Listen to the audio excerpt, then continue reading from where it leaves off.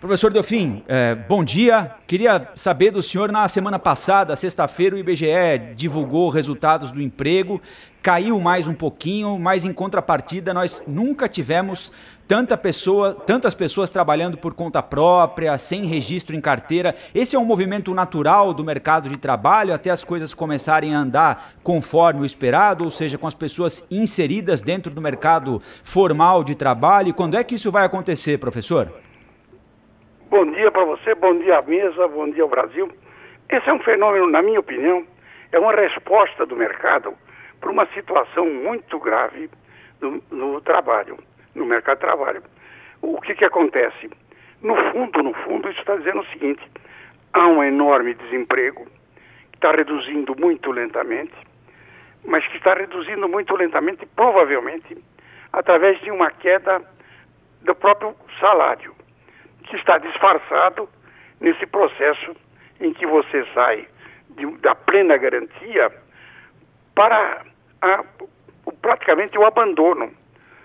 É uma passagem muito violenta que está acontecendo no mercado de trabalho do mundo inteiro.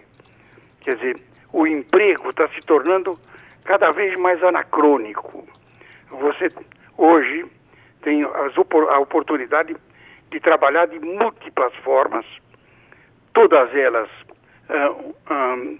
do ponto de vista social com problemas, mas do ponto de vista econômico respondendo à necessidade do ajuste entre a oferta de trabalho e a demanda de trabalho. Isso só pode ser resolvido, na verdade, quando a economia começar a crescer mais robustamente. Não tem nenhuma outra fórmula de resolver isto. É uma forma, inclusive, do ponto de vista social, custosa, porque é um ajuste realmente, quando atinge a pessoa, ela desestrutura a própria família. Professor, muito bom dia. Cláudio Humberto, tudo bem? Bom dia, Cláudio. Professor, a gente está vendo aí, enfim, a reforma tributária cada vez mais próxima de ser apresentada, discutida, etc. Mas a gente está vendo também que ninguém leva em conta aquela sua pregação, né, de que isso é uma coisa tão séria para o país, tão fundamental, que deveria ser definida por uma comissão de pessoas que entendessem do assunto, né? A manifestação que o senhor tem visto aí de deputados, de senadores sobre reforma tributária são desanimadoras mesmo ou não? Ou tem ali uma luz no fim do túnel na inteligência do Congresso Nacional? Cláudio, eu espero que o Congresso Nacional de fato acorde. Ele está se metendo num negócio que transcende a boa vontade, ao entusiasmo, a própria necessidade da reforma.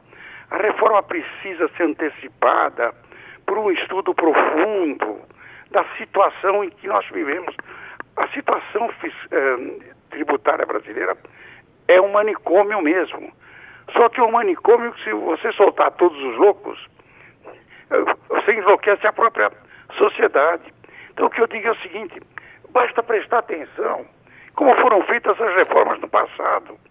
A preparação das reformas, a de 64, com estudos muito profundos, feitos por dezenas de economistas e tributaristas, diante de um programa construído para fazer isso.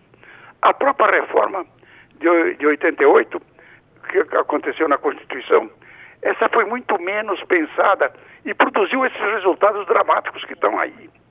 Nós não vamos corrigir isso sem, na verdade, fazer primeiro um estudo concreto do que está acontecendo.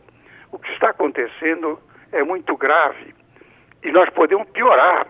Essa ideia de que você pode fazer uma reforma, como eu disse, simplesmente imaginando os fatos, não consultando, na verdade, pessoas que estão ligadas a isso, que são principalmente tributaristas. Então, basta veja a natureza da crítica, o que é muito séria e muito profunda, de forma que eu acho que isso é, na verdade, uma política para desviar a atenção do que é fundamental, Cláudio. O fundamental, se nós quisermos realmente prosseguir no caminho de recuperação da economia, é aprovar a lei, a PEC emergencial 186. Você tem que devolver, você tem que dar para o executivo os instrumentos para que ele possa controlar o crescimento endógeno das despesas, que estão fora de controle. A reforma da Previdência foi simplesmente o primeiro passo, mas também o efeito é de longo prazo.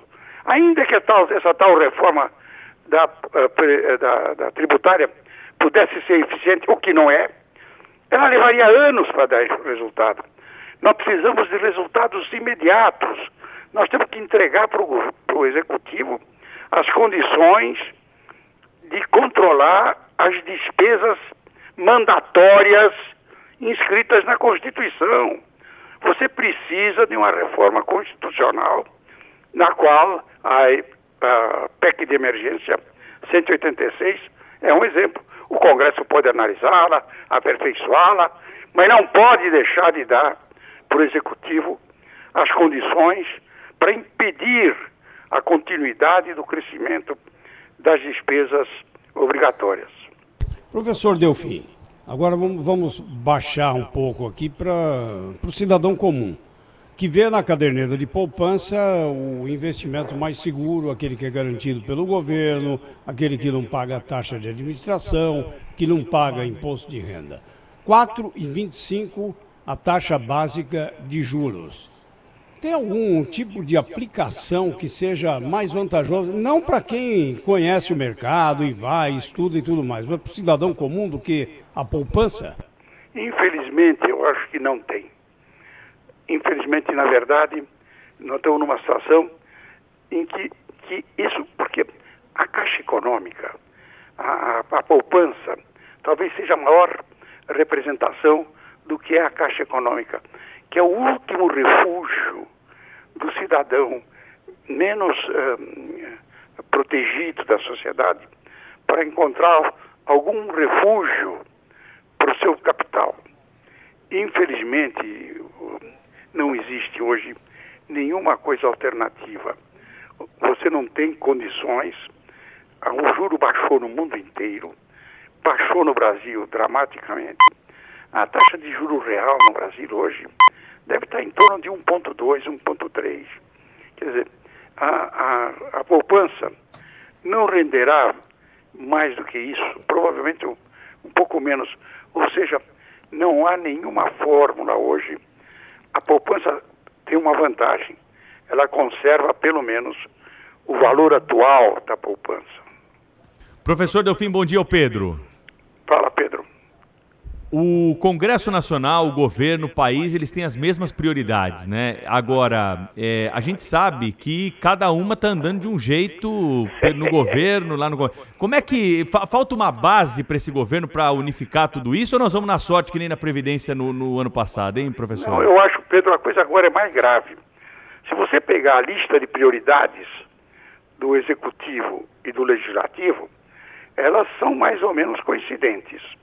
Mas a ordem de prioridade é que não é. Então, quando para o Executivo a prioridade das prioridades é a aprovação da 186, para o Legislativo, aparentemente, a prioridade das prioridades é continuar desenvolvendo uma reforma tributária que está absolutamente crua. Creio no que eu estou dizendo. É uma proposta feita com grande boa vontade, por pessoas competentes, mas que não está madura. É um risco brutal você se meter numa coisa dessa, que vai ter influência nos próximos 30 anos. Ao contrário do que eles estão dizendo, de que essa reforma garante o crescimento de 1% ao ano do PIB a mais, eu acredito que ela tem a possibilidade de reduzir ainda mais o PIB.